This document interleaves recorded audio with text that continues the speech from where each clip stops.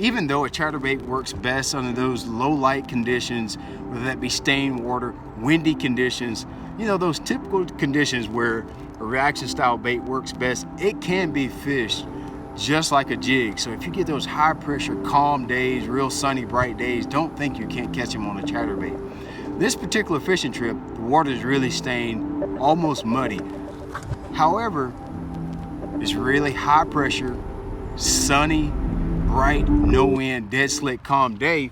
And I figured out how I can catch fish on this chatterbait even in those conditions. You're fishing a chatterbait, the most typical way to fish is just throw it out near a piece of structure on a grass line or any type of structure, cast it out and reel it back. That works perfectly fine, and you'll find plenty of success just throwing it out, reeling it back to the boat.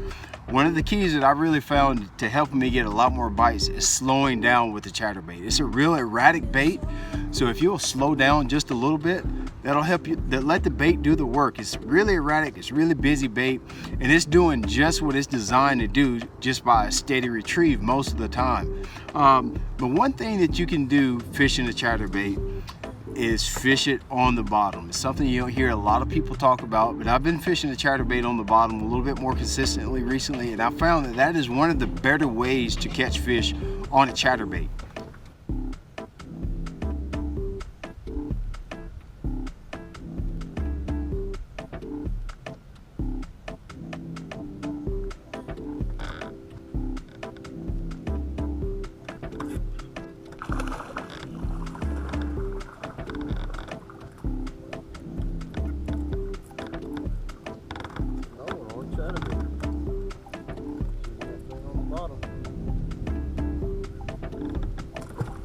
You know, typically a chatterbait is a reaction style bait, so it works best when you have windy conditions, cloudy conditions, just conditions where fish are more likely to bite, to get out and bite and move, reaction style baits. But there's times where you have to fish that bait in sunny, high pressure bluebird conditions, and that's when you have to change up the way you fish a chatterbait just a little bit.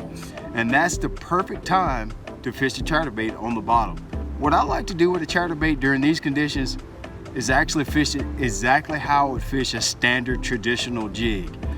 Throw that bait out near a dock pier, throw it near a piece of brush, let it actually sink to the bottom. Believe it or not, a chatterbait has almost very similar fall rate as a traditional jig, so you can fish it around dock pilings or what have you in the same way you fish a jig.